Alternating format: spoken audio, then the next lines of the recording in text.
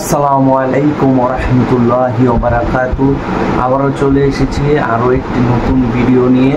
তো আজকে আমরা শুনব মুফতি মাহমুদাবাদীর একটি অসাধারণ ওয়াজ, সূরা ফাতিহার ফজিলত, যেটা নামাজের শুরুতেই পড়তে হয়। এই পৃথিবীতে যত সৃষ্টি আল্লাহ সৃষ্টি করেছেন, পৃথিবীর কোন সৃষ্টি আল্লাহর চোখের আড়াল নয়। এমন কোন প্রাণী নেই যার কথা আল্লাহ শুনেন না। এমন কোন সৃষ্টি নেই যার হাঁটার আওয়াজ পর্যন্ত আল্লাহ শুনেন না। 1000 কিলোমিটার পানির নিচে পাথরের চিপায়, পাথরের নিচে পড়ে যে পিপিলিকাটাও হেঁটে যায়, আল্লাহ তাআলা তার পায়ের আওয়াজ পর্যন্ত শুনতে পান।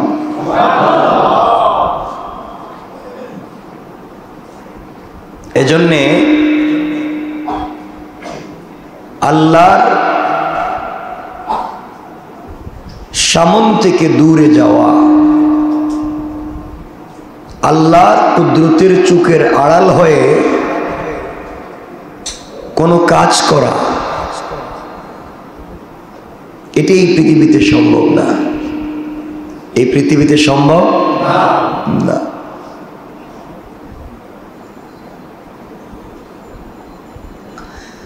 আল্লাহ যেহেতু আমাদের সব দেখেন, আমরা কোথায় কি করি কি না করি, কি ইবাদত করি কি কথা বলি, আল্লাহ যেহেতু সব দেখেন, তিনি যেহেতু আমাদের বিচার করবেন, তার সামনেই যেহেতু আমাদেরকে দাঁড়াতে হবে, তাহলে আমাদের উচিত হলো গুনার কাজকে বর্জন করে দেওয়া। কি করে দেওয়া? বলেন, গুনার কাজ বর্জন করে দেওয়া, গুনার কাজ ছেড়ে দেওয়া। গুনাহ বলতে আমরা কি বুঝি? গুনাহ বলতে যে কাজ আল্লাহ করতে বলেননি, যে কাজে আল্লাহ সমর্থন দেননি, যে কাজ রাসূল পাক করেননি, যে কাজ করতে সমর্থন দেননি, সেই কাজই হচ্ছে গুনাহ। সে কাজ কি? সবাই বলেন। আমরা চোখে দেখতে পাচ্ছি, চোখে দেখা গুনাহ নয়। এই চোখ দিয়ে গুনার কাজও করা যায়, এই চোখ দিয়া সওয়াবের কাজও করা যায়। না যায় না? যায়। আমরা চাইলে চোখের মাধ্যমে জান্নাতে যেতে পারি, আমরা চাইলে চোখের মাধ্যমে জাহান্নামেও যেতে পারি। চোখ এমন এক জিনিস আল্লাহ পাক রব্বুল ইজ্জত ওয়াল জালাল আমাদেরকে দিয়েছেন, আমরা যেন চোখ দিয়ে আল্লাহর নিয়ামত গুলাকে দেখতে পারি, আল্লাহর সৃষ্টিকে অবলোকন করতে পারি, আল্লাহ আমাদের জন্য যা তৈরি করে রেখেছেন তা দেখে যেন মন জুড়িয়ে দিতে পারি, আল্লাহর শুকরিয়া আদায় করতে পারি। কিন্তু আজও আমরা চোখ দিয়ে আল্লাহর নিয়ামত দেখে শুকরিয়া আদায় করা তো দূরের কথা, আমরা এই চোখকে লাগিয়ে দিয়েছি হারাম কাজে। কি কাজে? বলেন, হারাম কাজে। হারাম কাজ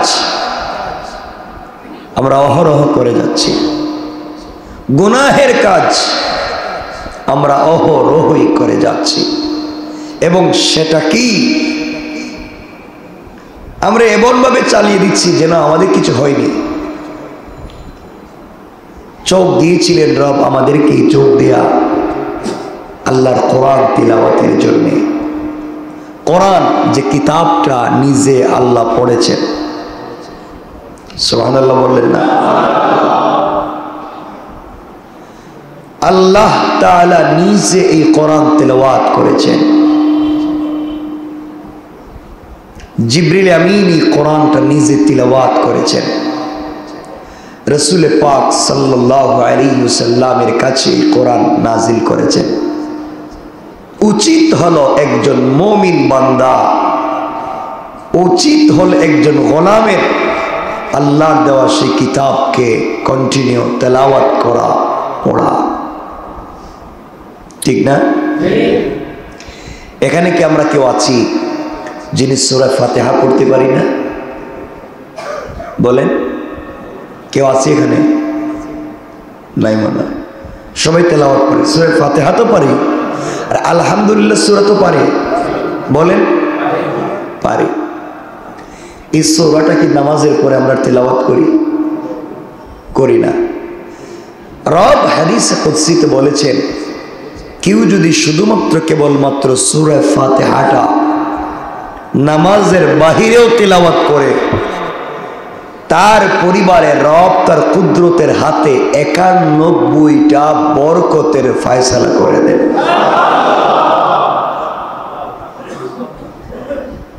কেউ যদি সূরা ফাতিহাকে কন্টিনিউ করে ফেলে, একবারে কন্টিনিউ করে ফেলে, রব বলেছেন যে ব্যক্তি সূরা ফাতিহা পড়লো, তার চুলের গোড়া থেকে পায়ের পাতা পর্যন্ত ক্যান্সার বা মহা কঠিন কোন রোগে তাকে আক্রান্ত করবার কোনো সুযোগ থাকবে না।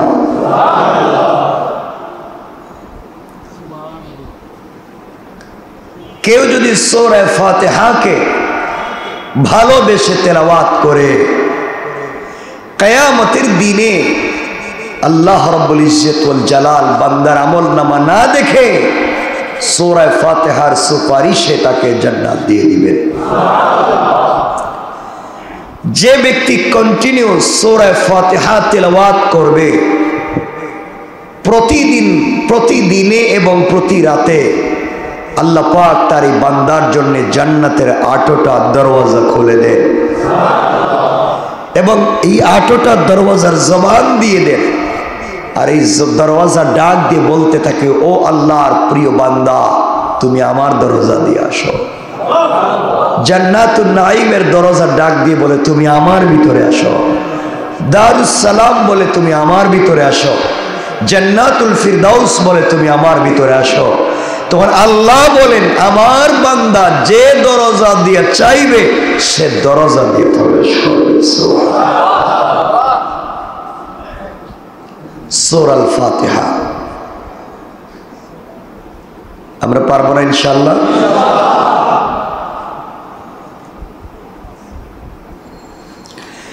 আল্লাহ বলেছেন সূরা আল ফাতিহা তোমরা নিজে পড়ো, তোমরা তোমাদের পরিবারকে পড়াও, সবে মিলে পড়ো, তোমাদের পরিবারে অভাব অনটন থাকবে না। এজন্যে আমরা সূরা ফাতিহার আমল তো পারবো ইনশাআল্লাহ। বলেন সবাই ইনশাআল্লাহ।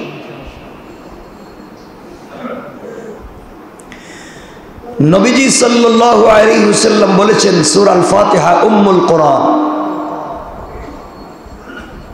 এটা কোরআনের মা। আল্লাহ বলেন এই সূরায় বান্দার সাথে আমার সম্পর্ক ফুটে উঠেছে। বান্দা আমার কাছে কি চায় তা যেমন সুন্দর করে বলেছে, আমি কি দিতে পারি তাও সুন্দর করে এখানে বলা আছে, আমার নাম কেমনে নিবে তাও সুন্দর করে বলা আছে। কোন বান্দা যদি এই সূরা ফাতিহা নিয়েই পড়ে থাকে, আমি তাকে জান্নাতের ওয়াদা দিলাম।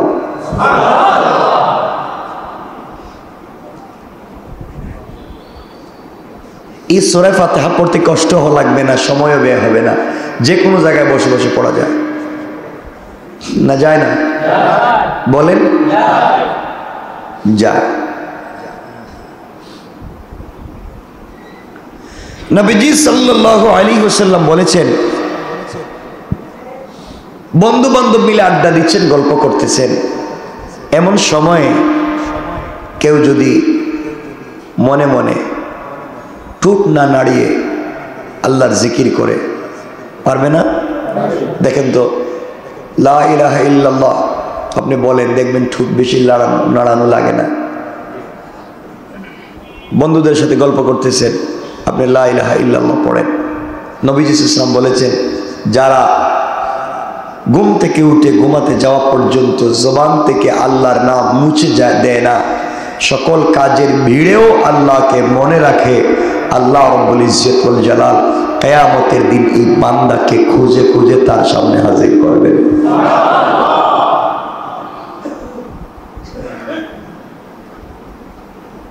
এজন্যে আমরা এই সূরা ফাতিহা এবং কালিমা এগুলো আমল তো পারবো ইনশাআল্লাহ, বলেন ইনশাআল্লাহ। এজন্য আলাদা সময় ব্যয় হবে, বলেন আলাদা তো সময় ব্যয় হবে না। আপনি কাজ করতেছেন, সব কাজের ফাঁকেই তো জবান নাড়ায় সূরা ফাতিহা পড়তে পারতেছেন। আজকে থেকে আমল আমরা করবো ইনশাআল্লাহ। কারণ রব বলেছেন এত সুযোগ থাকবার পরেও যদি কেউ তেলাওয়াত না করে,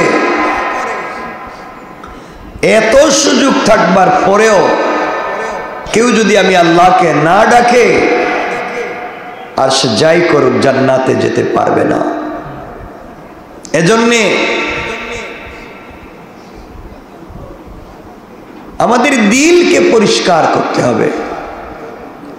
ইবাদতের জন্য আমাদের দিল পরিষ্কার হওয়া লাগবে, দিল সুন্দর হওয়া লাগবে, নচেত আমাদের ইবাদত কবুল হবে, বলেন কবুল হবে। আমাদের দিল যদি পরিষ্কার না থাকে, আমাদের নিয়ত যদি সহি না থাকে, আমরা নামাজ পড়ব ঠিকই, আমাদের নামাজ আমাদের মাথার উপরে যাবে না, আমাদের নামাজ আসমানের উপরে যাবে না। আল্লাহ কিয়ামতের দিন বলবেন ফাওয়াইলুল লিল মুসাল্লিন, ও নামাজি তোমার নামাজ মুখে নিক্ষেপ করে বলবেন নামাজ নিয়ে যাও, নামাজ নিয়ে চলে যাও।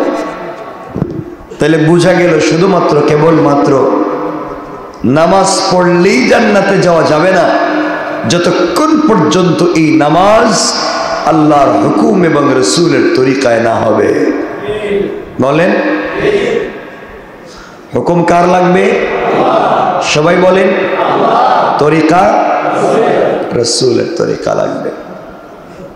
এজন্যে বাড়িতে যখন মাঝে মাঝে নামাজ পড়েন বা নফল নামাজ যখন আপনার বাসায় পড়েন, তখন যতক্ষণ দাঁড়িয়ে থাকবেন সূরা পড়বেন, যতক্ষণ দাঁড়িয়ে দাঁড়িয়ে সূরা ফাতিহা অন্য সূরা পড়বেন, যতটুকুন সময় যাবে ততটুকুন সময় রুকুতে দিবেন, ততটুকুন সময় সিজদায় থাকবেন। অর্থাৎ দাঁড়ানো যত সময়, রুকু তত সময়, সিজদা তত সময়। এভাবে যদি ভারসাম্য ঠিক করে প্রতিদিন 2 রাকাত নামাজ পড়তে পারেন, রব বলেছেন আমি আমার বান্দার উপরে খুশি হয়ে যাই। আমরা পারবো না ইনশাআল্লাহ? পারবো ইনশাআল্লাহ। আপনি নফল নামাজের সিজদায়, নফল নামাজের রুকুতে আপনার মন যেভাবে চাইবে সেভাবে দোয়া করতে পারবেন না? পারবেন না? বলেন মন যেভাবে চাইবে সেভাবে দোয়া করতে পারবেন। আপনি বাংলা ভাষায় দোয়া করেন, আপনি যে ভাষা পারেন ওই ভাষায় দোয়া করেন, দিলের কথাগুলো রুকুতে গিয়ে বলেন, দিলের কথাগুলো সিজদায় গিয়ে বলেন। আমরা নামাজ শেষ করে দিলাম, সম্পর্ক শেষ করে সালাম ফিরাইয়া আমরা দোয়া করলাম। আল্লাহ বললেন কি রে, এতক্ষণ তো আমার সাথে কথাই বলতে দেখলাম, আমার সাথে তো কথা বললো, রুকুতে কথা বললো, সিজদায় কথা বললো, কিছু চাইলো না।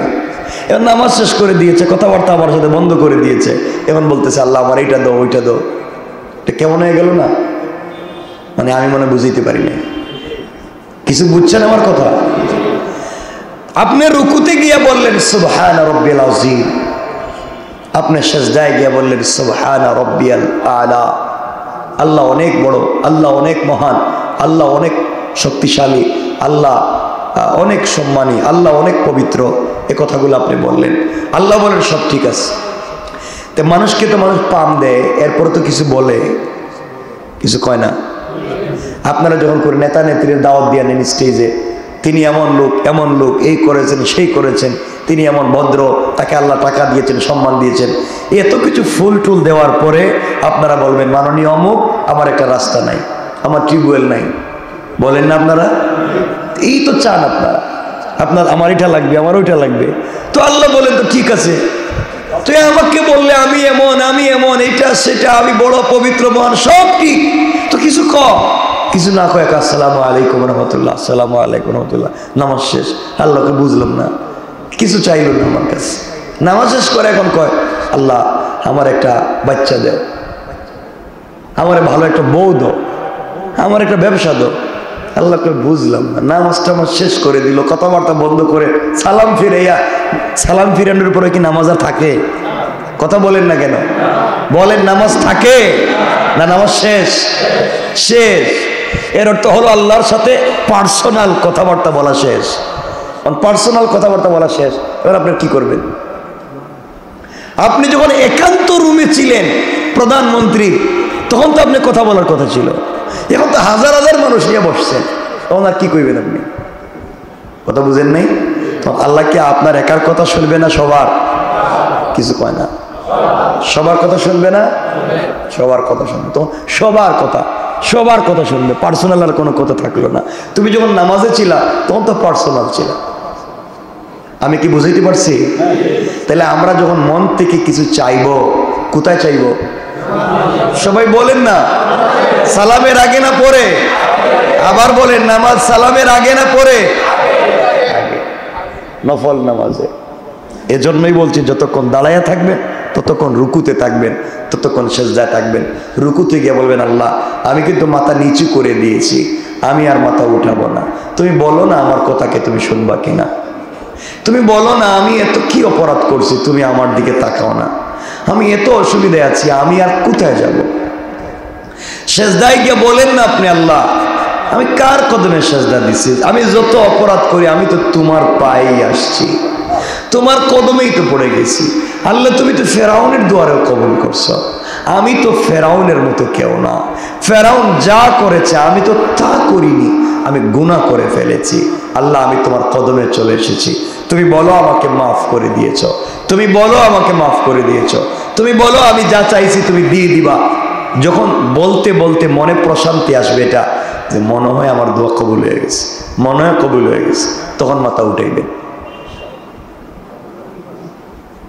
ইনশাল্লাহ। বললেন না? তখন আল্লাহ যদি দোয়া কবুল নাও করতে হয়, আল্লাহ তখন চিন্তা করবেন আমার বান্দা এতক্ষণ সেজদায় ছিল, আরো তো থাকতে পারতো, এখন মাথা উঠিয়ে নিয়েছে, মনে মনে ভাবতেছে আল্লাহ হয়তো আমার কথাটা শুনছেন, এখন মাথা উঠিয়ে নেই। এখন যদি আমার বান্দার কথা না শুনি, সে যা চাইছে তা না দেই, আমার বান্দার সাথে আমার বন্ধুত্বের কেমন সম্পর্ক হলো? বান্দা একটা বিশ্বাস নিয়েছে যে এতক্ষণ সেজদায় ছিলাম, রব নিশ্চয় আমার কথা শুনছেন, এখন যদি কথাটা না শুনি, বান্দার তো বিশ্বাসের জায়গা আমি ঠিক রাখলাম না। যা বান্দা আমি তোর সব দোয়াকে কবুল করে নিলাম। এটাই তো বান্দা আল্লাহর সম্পর্ক। আপনি ওখানে গিয়ে বলবেন, রবের কাছে সেজদায় বলবেন। এজন্যে আগেকার জমানায় সম্মানের সেজদা দেওয়া হতো। মানুষ দেখবেন আজও দুনিয়ার মানুষ যদি কোনো বড় কোনো সুসংবাদ পায়, অজু আছে না নাই, গোসল ফরজ কিনা, সেজদায় পড়ে যায় না? আপনারা খেলা দেখবেন খেলিয়েও সেজদা দেয় না, দেয় না? ওখানে সেজদা দিয়ে লাভ কি? ওখানে কি তার সেজদা? এটা রবকে সেজদা দেও, ইজ্জতের সাথে দেও, সম্মানের সাথে দেও, হিফাজতে দেও, রবের কদমে সেজদা। এটা চারটিখানি কথা না, রবের কদমে সেজদা। আল্লাহু আকবার বলেন না, আল্লাহর কদমে সেজদা দিচ্ছ, আল্লাহর কদমে সেজদা। ও ভাই এই জমিনটা কার একটু বলেন না? এই জমিনে যে আপনি হাঁটতেছেন চুরি করে, চুরির ব্যাগ হাতে নিয়ে হাঁটতেছেন, জমিনটা আল্লাহর জমিনে আপনি চুরি করে হাঁটতেছেন। কেমনি আপনি নিমক হারামি করে, গুনার কাজ করে জমিনে হাঁটাহাঁটি করে? ও ভাই তোমাদের পায়ে ধরে বলছি, কেমনে তুমি অপবিত্র হয়ে এই জমিনে হাঁটো? জমিন আল্লাহর কাছে বলছে আল্লাহ নিমক হারাম বান্দা অপবিত্র আমার উপরে হাঁটাহাঁটি করতেছে, তুমি বলো আল্লাহ ওকে কি ধ্বংস করে দেব? আল্লাহ বলছে না জমিন তুই আমার বান্দারে ধ্বংস করে দিস না, যদি অপবিত্র নিমক হারামি করছে একটু টাইম দেখ না, হয়তো বান্দা পবিত্র হয়েই আমার কদমে সেজদায় পড়ে বলবে, আল্লাহ ভুল তো করেই ফেলেছি, পবিত্র তো তোমার জন্য হয়েছি। আল্লাহু আকবার বলেন না। আল্লাহ জেনা তো করে ফেলেছি, চাইলে তো সারা রাত দিন আমি অপবিত্র থাকতে পারতাম। আল্লাহ আমি তো পবিত্র হয়ে গেছি, ভুল তো হয়েই গিয়েছে, পবিত্র তো তোমার জন্য হয়েছি। তুমি বলো না, তুমি একটা বার বলো না, আমি কথা দিলাম রব তুমি আমাকে বলো, আমি তোকে মাফ করে দিলাম। রব আমিও কথা দিলাম আর কোনোদিন তোমাকে কষ্ট দিব না। যে যার সাথে প্রেম করে, যে যার সাথে সম্পর্ক করে, যে বন্ধুকে ভালোবাসে, সে তাকে কোনো সময় কষ্ট দিতে চায় না। আল্লাহ বলছেন, ও বান্দা তুইও তো আমাকে ভালোবাসিস, তুইও তো অনেক রাত্র আমার জন্য না ঘুমাইয়া থাকিস, তুইও তো বহুত রাত্রে বিপদে পড়ে পেটে ব্যথা হচ্ছে, আমি আল্লাহকে বিপদে পড়ে হলো ডাক দিস। আমি রব কিন্তু তোকে যথেষ্ট ভালোবাসি বান্দা, আমিও কথা দিলাম পবিত্র যেহেতু হয়েই গেলে সেজদায় পড়ে ক্ষমা চেয়েই নে, আমি কথা দিলাম তোকে মাফ করে দেব। মাফ কত সুযোগ আছে, কতগুলো সুযোগ আছে আল্লাহর কাছ থেকে মাফ চেয়ে নেওয়া।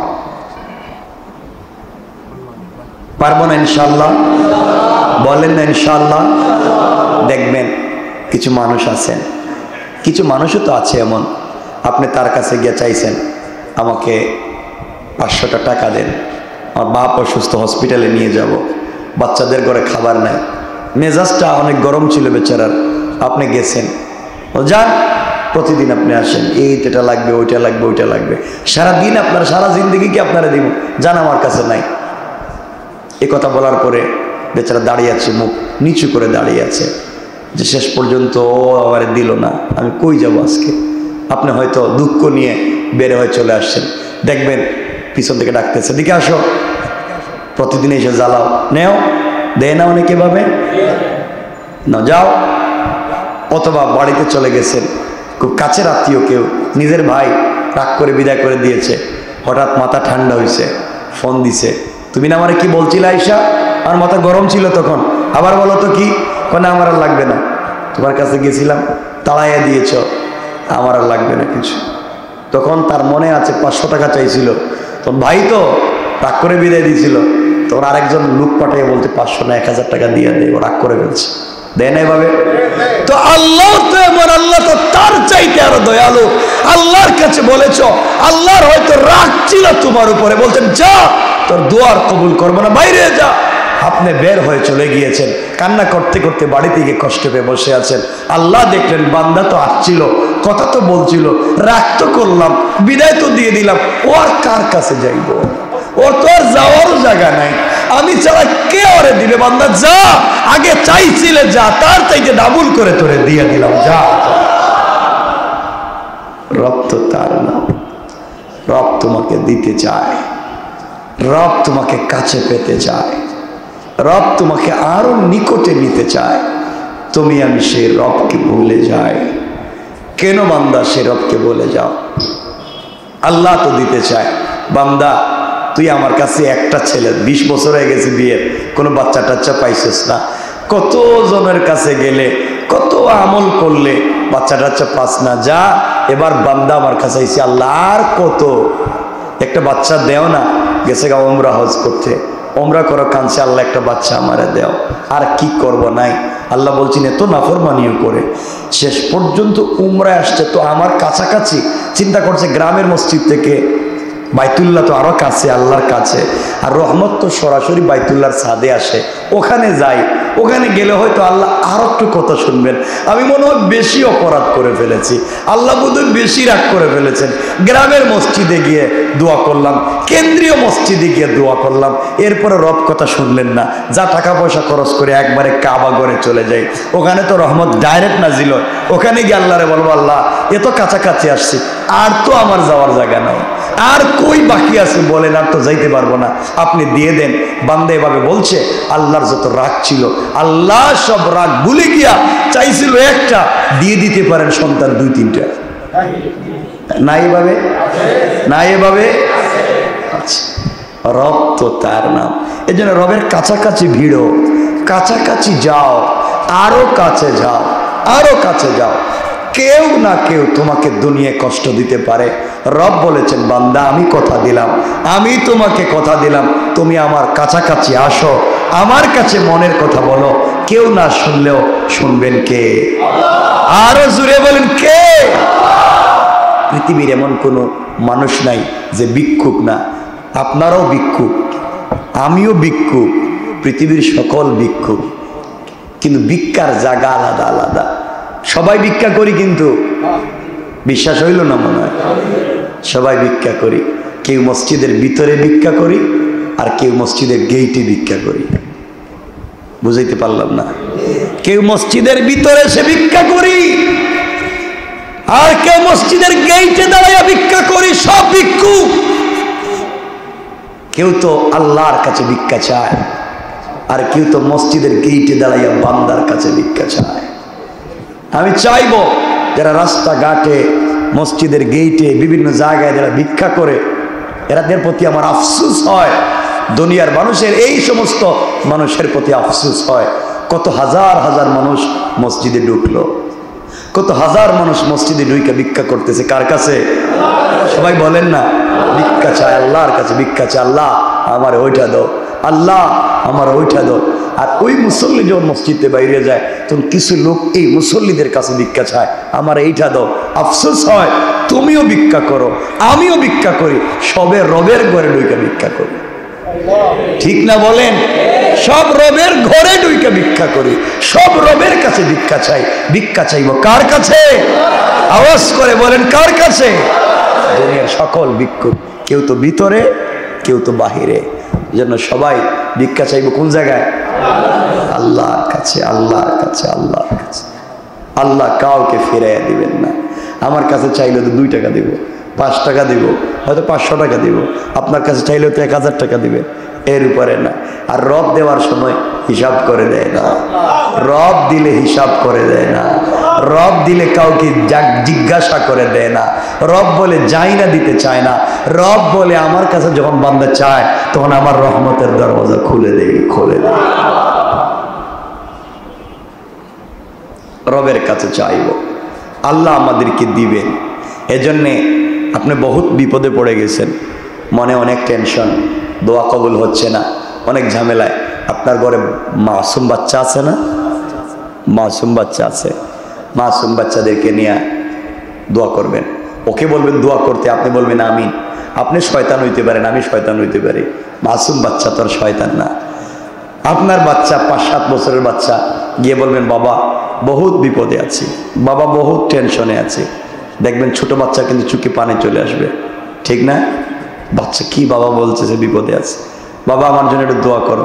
তুমি দোয়া করো, বাচ্চাকে শিখাইয়া দিবেন, ওইটা ওইটা বলো। বাচ্চা দেখবেন কাঁদতেছে, আল্লাহর কাছে বলতেছে, তুমি পিছনে পিছনে আমিন বলো।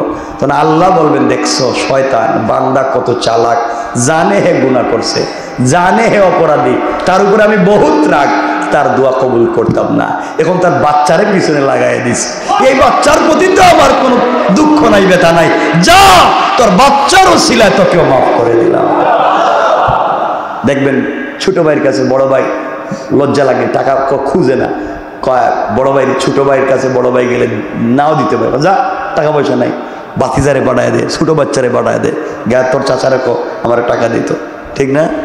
দেখো নিজে আয় নাই, ছোট বাচ্চারে পাঠায় দিছে, না পারলেও কিছু দেয়। তখন আল্লাহ বলেন দেখো বান্দার চালাকিতি দেখো, নিজে তো গুনাহ করছে, লজ্জা পাইতেছে মনে আমার কাছে আসতে, তখন বাচ্চারে পাঠায় দিছে। ও বাচ্চা আমার কাছে চাইতেছে, আমি না দিলে আমি কেমন দেনেওয়ালা, আমার দিল কেমন রহমতের দিল, বড় দরিয়ার দিল, যা বাচ্চা চাইছে তো আমি দিয়ে দিলাম, দিয়ে দিলাম। সুবহানাল্লাহ বললেন না? বিপদে পড়ে গেছে, বাসায় যান, গিয়ে মারে খুঁজে বাইর করেন, বলেন মা আমি তো বিপদে পড়ে গেছি, একটু দোয়া করেন না কেন? মা তো রব বলেছেন ওয়াবিল ওয়ালিদাইনি ইহসানা, আমার পরে যদি ইহসান করে, আমার পরে যদি কাউরে ভালোবাসতে হয়, আমার পরে যদি কাউকে খুশি করতে হয়, ওয়ালিদাইনি ইহসানা, মা বাপকে, যা বাচ্চা বুঝতে পেরেছে মাকে দিয়ে দোয়া করালে কাজ হবে। মা যখন হাত উঠাইয়া দিয়েছে, মা যদি কাফের হয়, মা যদি মুশরিক হয়, মা যদি জিনাকারী হয়, মা যদি বদমাইশ হয়, মা যদি সন্তানের জন্য হাত উঠায়, কসম সে হাত কবুল হবেই হবে হবে। কে সেটা মা, তার অর্থ হচ্ছে সে মা। আরো বিপদে পড়ে গিয়েছেন, আরো কঠিন কোনো অসুবিধায় পড়ে গিয়েছেন, খুঁজবেন ইয়েতিম ছেলে কই আছে। এতিম, একটা এতিম বাচ্চাকে নেবেন, একটা মজলুম বাচ্চাকে নেবেন, নিয়ে বলবেন বাবা তুমি আমার জন্য একটু দোয়া করো। কারণ মনে রাখবেন ইয়েতিম যখন হাত উঠাইয়া দোয়া করে রব ওইটা ফিরাইয়া দেয় না। মজলুম যখন হাত উঠাইয়া দোয়া করে রব ওইটা ফিরাইয়া দেয় না। আপনি দোয়া কই যান? দোয়া কার কাছে চান? দোয়া কার কাছে চান?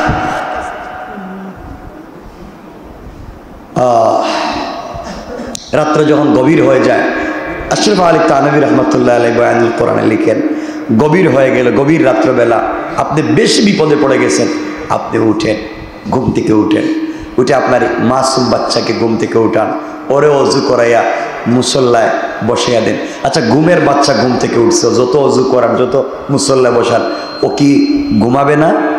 ও কি ઊঙ্ঘাবে না? দেখবেন ও পড়ে যাচ্ছে, বসতে পারতেছে না, আপনি দোয়া করতেছেন, হেও এমনভাবে হাত উঠাইতেছে, পুড়ে যেতেছে, এদিকে হেলান দিতেছে, তার দোয়া তো তার খবর নাই, ও তো বাচ্চা মানুষ, ঘুম পাচ্ছে। আল্লাহ বলবেন দেখো বান্দা আমার কাছে দোয়া চায়, আর আরেকটারে কাছে বসায় রেখে দিছে বাচ্চা। তখন আল্লাহর কুদরতের চোখ বান্দার দিকে না গিয়ে বারবার ওই বাচ্চার দিকে যাবে। বাচ্চাও তো দেখতেছে ঘুম থেকে উঠা, হাত উঠে দিয়েছে, ঠিক মতো হাত রাখতে পারতেছে না, কিন্তু বাবার বিপদের দরদি হয়েছে, কি বলা লাগবে জানে না। আল্লাহ বলেন বান্দা যা, তোর মনে যত ব্যথা আছে এই বাচ্চার ওসিলায় তোকে মাফ করে দিলাম, মাফ। রবের কাছে এভাবে চান, পারবো না ইনশাল্লাহ? বলেন না ইনশাল্লাহ?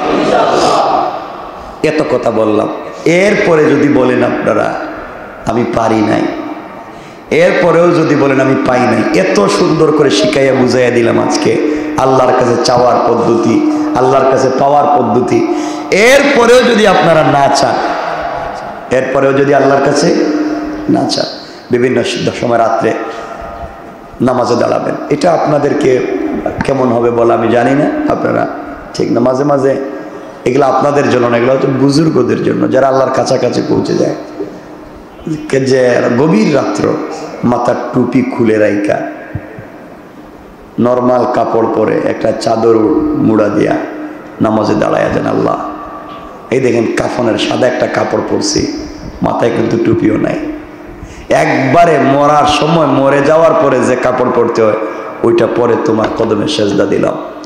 রব আমি জানি আমি নাফরমান, আমি জানি বহুত গুনাহ করছি, আচ্ছা আল্লাহ বলেন তো আমি রংটা কেন লাগাইছি, আমি কেন মাথা থেকে টুপি খুলছি, কেন কাপড় খুলে কাফনের কাপড়টা পরছি, কেন ঘুম থেকে উঠে রাত্রবেলা তোমার কদমে দাঁড়াইছি।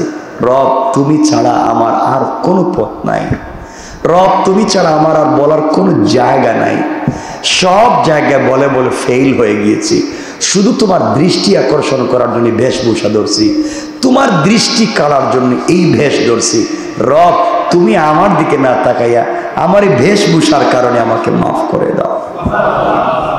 দেখেন না পাবলিক মাঝে মাঝে এমন ভেষ ধারণ করে, পাবলিক না তাকাইয়া পারে না, ঠিক না? এমন উল্টাপাল্টা কাপড় পরে, এমন ভেষ ধারণ করে, এমন ডিজাইনের এমন কালারিংয়ের কাপড় পরে, মানে পাবলিক তাকাইতে বাধ্য হয়। এর অর্থ হলো বান্দাও বুঝাতে চায় আল্লাহ আমিও দেখেন না জিন্দা মানুষ, গভীর রাত্রে কাফনের কাপড় লাগাই দিয়েছি, রব একটাবার আমার দিকে আকর্ষণ করো, আমার দিকে তাকাও, আমি কি চাই। রব তখন বলবেন এই এত এত এত এত ভাব ধরার দরকার কি, বল না কি চাইবে। তখন কিছু না চাইয়া সালাম ফিরিয়ে দিলেন, তো লাভ হইল কি? তো লাভ হইলটা কি? তখন তো আপনি নামাজে ছিলেন, রুকুতে, নামাজে ছিলেন সেজদায়, সেজদায় গিয়ে বলেন আল্লাহ আমি কিন্তু বিশ্বাস রেখেছি এই সেজদা তোমার কদমে দিয়েছি, আল্লাহ আমি কিন্তু বিনা অজুতে না, আমি অজু সহ তোমার কদমে সর্বোচ্চ ভক্তি সম্মান সহকারে তোমার কদমে সেজদা দিলাম। আল্লাহ মাথা তো উঠাবো না। নবীজি সেজদায় ছিলেন মাকামে মাহমুদে, নবীজি সেজদায় থাকবেন, তুমি তার দোয়াকে কবুল করে সেজদার থেকে মাথা উঠাতে বলবে। আমিও আজকে সেজদায় গেলাম, তুমিও আমার দোয়াকে কবুল না করা পর্যন্ত আমি মাথা উঠাবো না। পারবো না ইনশাল্লাহ? বলেন না ইনশাল্লাহ? এরপরেও যদি আমরা কথাগুলো না শুনি, আমার এই কথাগুলো আপনারা মানলেন না, বলেন হুজুর বলছে এটা মাইনা লাভ কি, আমার কথাগুলো শুনলেন না, আমার কথাগুলো বুঝলেন না, তাহলে আল্লাহ এখন কি বলছেন দেখেন। আল্লাহ রাব্বুল ইজ্জত ওয়াল জালাল কোরআনে কারীমের 16 নম্বর পারা 20 নম্বর সূরা তাহার ভিতরে আল্লাহ রাব্বুল ইজ্জত ওয়াল জালাল জানায়া দিলেন, আল্লাহ বলতে লাগলেন, ওয়ামান আরাদা আন যিকরি ফাইন্না লাহু মাঈশাতান দানকা ওয়া নাহশুরুহু ইয়াওমাল কিয়ামাতি আ'মা। আল্লাহ রাব্বুল ইজ্জত ওয়াল জালাল বললেন, আল্লাহ রাব্বুল ইজ্জত ওয়াল জালাল বললেন, দেখো সে বলবে, এ আমার পালন করতে আমাকে কেন অন্ধ করেছো। এর আগের আয়াতে আল্লাহ রাব্বুল ইজ্জত ওয়াল জালাল বললেন, এবং যে স্মরণ থেকে মুখ ফিরিয়ে নিবে, আল্লাহ বললেন ভালো করে বুঝেন, ওয়ামান আরাদা আন যিকরি, যে আমার স্মরণ থেকে নিজের মুখকে ফিরিয়ে নিবে, যে আমার স্মরণ করবে না, ওয়ামান আরাদা আন যিকরি, যে আমার স্মরণ করবে না, আমাকে মনে রাখবে না, আমাকে ডাকবে না, আমার পথে চলবে না, আমাকে অনুসরণ করবে না, গভীর রাত্রে আমাকে ডাকলো না, একটা বার মন খুলে চিৎকার করে আমি আল্লাহকে ডাক দিল না, আমার কোরআন তেলাওয়াত করলো না, বিপদে পড়ে যাওয়ার পরে আমি আল্লাহকে মনে রাখলো না। আল্লাহ রাব্বুল ইজ্জত ওয়াল জালাল বললেন, ওয়ামান আরাদা আন যিকরি ফাইন্না লাহু মাঈশাতান দানকা ওয়া নাহশুরুহু ইয়াওমাল কিয়ামাতি আ'মা। আল্লাহ রাব্বুল ইজ্জত ওয়াল জালাল বললেন, ও আমার বান্দা, দুনিয়ার জমিনে তুমি এখনো বেঁচে আছো, দুনিয়ার জমিনে তোমার হায়াত বাকি আছে, দুনিয়ার জমিনে তুমি এখন পর্যন্ত মৃত হও নাই, জিন্দা আছো। বান্দারে তোমার সুযোগ আছে, এই সময় তুমি যদি আমার স্মরণ না করো, আল্লাহ বলেন বান্দা যে আমার স্মরণ থেকে মুখ ফিরিয়ে নিবে, আল্লাহ বলেন যে আমার স্মরণ থেকে মুখ ফিরিয়ে নিবে, আমাকে ডাকবে না, আমার কথা শুনবে না, আমার কাছে চাইবে না, আমার তেলাওয়াত করবে না, আমার কোরআন পড়বে না, এত বুঝাবার পরে যারা আল্লাহকে ডাকবে না, আল্লাহ রাব্বুল ইজ্জত ওয়াল জালাল বললেন, ফাইন্না লাহু মাঈশাতান দানকা। এক নাম্বার শাস্তি হলো, আল্লাহ বলেন তাদের জীবিকা আমি আল্লাহ সংকীর্ণ করে দেই, তাদের জীবন থেকে বরকত উঠাইয়া দেই, তাদের হায়াত থেকে বরকত উঠাইয়া দেই, তাদের রিজিক থেকে বরকত উঠাইয়া দেই, তাদের খাবার থেকে বরকত উঠাইয়া দেই। এক নাম্বার শাস্তি, তাদের খাবার থেকে বরকত উঠাইয়া দেই, রিজিক থেকে বরকত উঠাইয়া দেই, হায়াত থেকে বরকত উঠাইয়া দেই, ঘরের ভিতর থেকে শান্তি উঠাইয়া দেই। এক নাম্বার, যারা আল্লাহকে চিনবে না, আল্লাহর জিকির করবে না, আল্লাহকে ডাকবে না, কোরআন পড়বে না, এত কথা বলবার পরেও যারা আল্লাহকে স্মরণ করবে না, এক নাম্বার শাস্তি মাইশ। আল্লাহ রাব্বুল ইজ্জত ওয়াল জালাল বলছেন, এক নাম্বার শাস্তি হলো রিজিকের বরকত কমিয়ে দিবেন, হায়াতের বরকত কমিয়ে দিবেন, পরিবার থেকে শান্তি নিয়া অশান্তি নাজিল করে দেবেন। আজ আমাদের পরিবারে শান্তি আছে না অশান্তি বেশি? কথা বলেন, অশান্তি বেশি। পরিবারের ভিতরে রিজিকে বরকত আছে? বলেন আছে? বাচ্চাদেরকে নিয়ে শান্তিতে আছেন, পরিবার নিয়ে শান্তিতে আছেন, রিজিক নিয়ে শান্তিতে আছেন। কোনো সময় দেখবেন মাথা ঠিক থাকে না, শুধু টেনশন আর টেনশন। আল্লাহ বলছেন, বান্দা তুমি যখন আমার স্মরণ থেকে নিজেকে ঘুরিয়ে নিবা, স্মরণ থেকে নিজেকে সরিয়ে নিবা, তখন তোমার এক নাম্বার শাস্তি হলো তোমার রিজিক থেকে বরকত সরাইয়া নিব, তোমার হায়াত থেকে বরকত সরাইয়া নিব, পরিবারের ভিতরেও শান্তি দিয়ে দিব, কোনো জায়গায় তুমি শান্তি পাবে না। এক নাম্বার শাস্তি। দুই নাম্বার, আল্লাহ রাব্বুল ইজ্জত ওয়াল জালাল বললেন, ওয়া নাহশুরুহু ইয়াওমাল কিয়ামাতি আ'মা। আল্লাহ রব্বুল ইজ্জত ওয়াল জালাল বললেন, বান্দারে আমি আল্লাহ তোমাকে চক্ষু দিয়েছিলাম, চক্ষু কাজে লাগালে না, এই চক্ষু দিয়ে কোরআন তিলাওয়াত করলে না, এই চক্ষু দিয়ে আমার রহমত, আমার দুনিয়া বিস্তৃত পৃথিবী দেখলে না, আমার দুনিয়া তৈরি করলাম কেমন করে দেখে শুকরিয়া আদায় করলে না, আমার কোরআনকে দেখে দেখে পড়লে না। বান্দারে চোখ কেন দিলাম? এত কিছু দেওয়ার পরেও তুমি আমার কথা শুনলে না, আমার পথে যেহেতু চললে না, আল্লাহ বলেন কিয়ামতের দিনে আমি সবাইকে অন্ধ করে উঠাবো। কন্যা আউযুবিল্লাহ। কি করে উঠাবেন?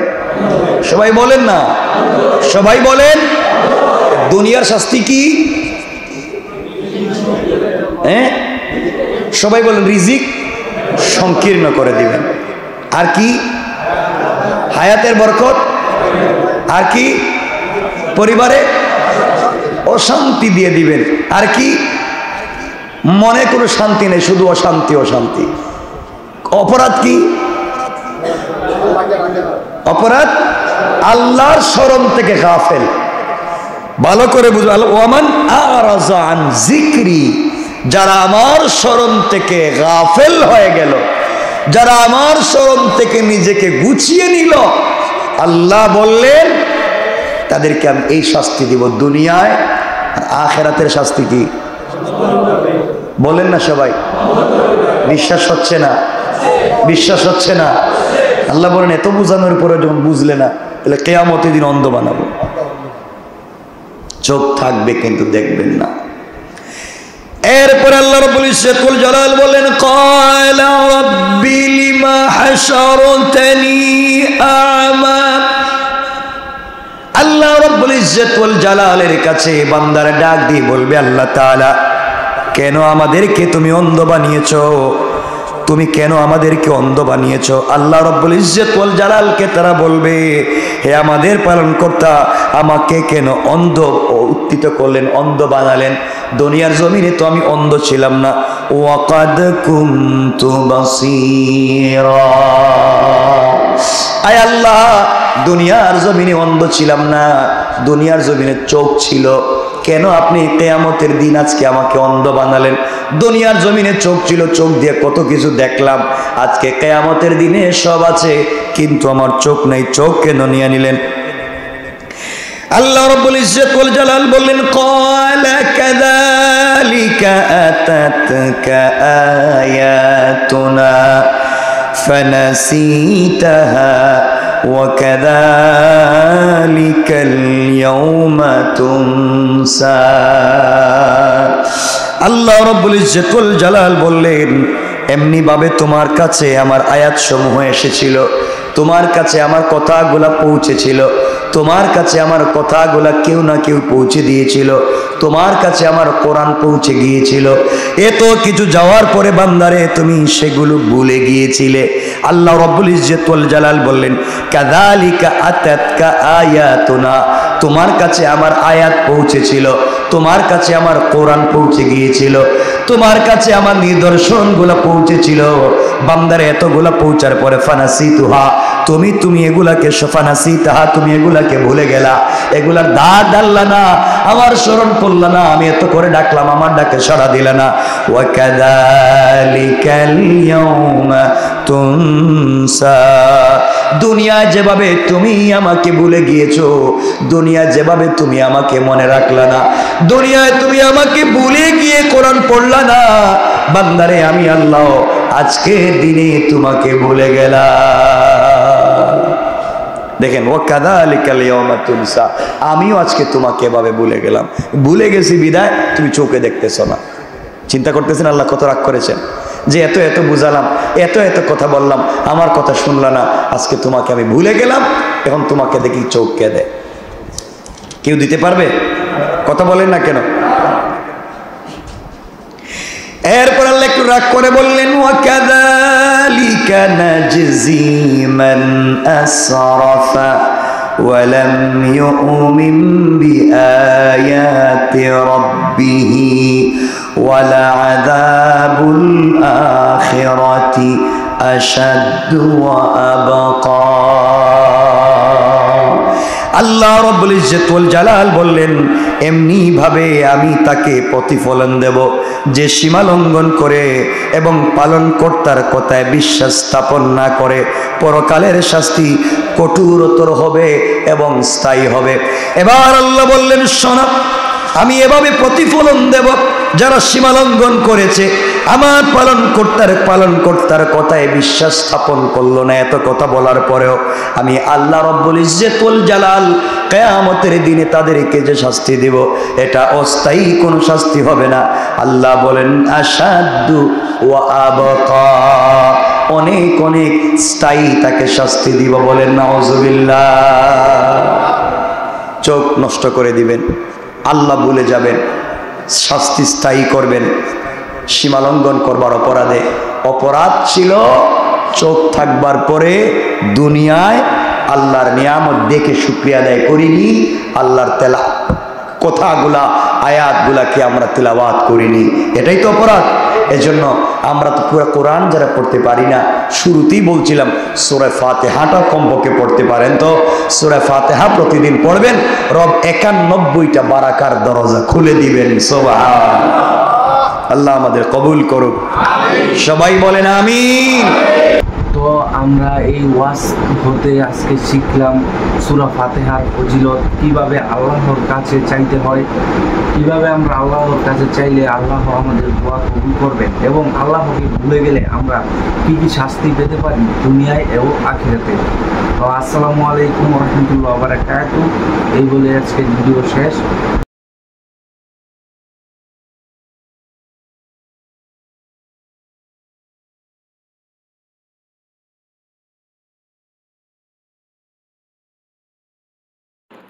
যদি ভিডিওটা ভালো লেগে থাকে অবশ্যই সাবস্ক্রাইব এবং চ্যানেলটিকে একটি লাইক করে দিবেন।